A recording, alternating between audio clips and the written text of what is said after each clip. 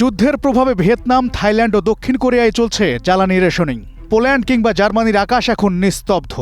বন্ধ হওয়া শিল্প কারখানার তালিকায় যোগ দিচ্ছে ভারতের ইস্পাত আর জাপানের গাড়ি নির্মাতা প্রতিষ্ঠানগুলো। হরমুজ প্রণালীতে জাহাজ চলাচল বন্ধ থাকায় মাইক্রোচিপ থেকে নিত্য প্রয়োজনীয় পণ্যের সরবরাহ এখন খাদের কিনারায়।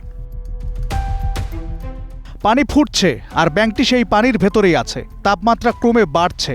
এমন পরিস্থিতিতে আপনারা একের পর এক শিল্প কারখানা বন্ধ হতে দেখবেন। ইরান আমেরিকা যুদ্ধের ফলে সংকট ক্রমেই আরও তীব্রতর হবে। আশ্চর্যের বিষয় হলো, এই যুদ্ধের উত্তাপ পৃথিবীকে পোড়ালেও অনেকটা নিরাপদ দ্বীপের মতো টিকে আছে যুদ্ধ শুরু করা খোদ যুক্তরাষ্ট্র। যেখানে বিশ্বজুড়ে মন্দার হাহাকার, সেখানে মার্কিন মূল্যকে প্রবৃদ্ধি স্থিতিশীল, বেকারত্বের হারও সর্বনিম্ন। অর্থনীতিবিদরা বলছেন, তেলের দাম $150 না হওয়া পর্যন্ত মন্দার ছোঁয়া লাগবে না হোয়াইট হাউসের আঙিনায়।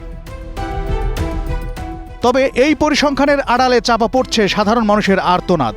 ভারতের ফিরোজাবাদে 5 মাইল হেঁটে এসেও কাজ পাচ্ছেন না শ্রমিক আস মোহাম্মদ। যে রান্নার গ্যাস ছিল 80 রুপি, তা এখন 200। মধ্যপ্রাচ্যে আটকা পড়া লাখো প্রবাসী শ্রমিকের রেমিটেন্স বন্ধ হওয়ায় অন্ধকারে নেমেছে দক্ষিণ এশিয়ার অসংখ্য পরিবারে। দরিদ্র দেশগুলোর সামনে এখন কেবলই খাদ্যাভাব আর ঋণের বোঝা।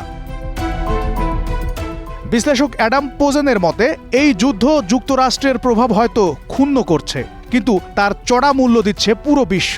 একদিকে ফুটন্ত পানির তাপমাত্রা বাড়ছে, অন্যদিকে নিভে আসছে কোটি মানুষের বেঁচে থাকার রসদ।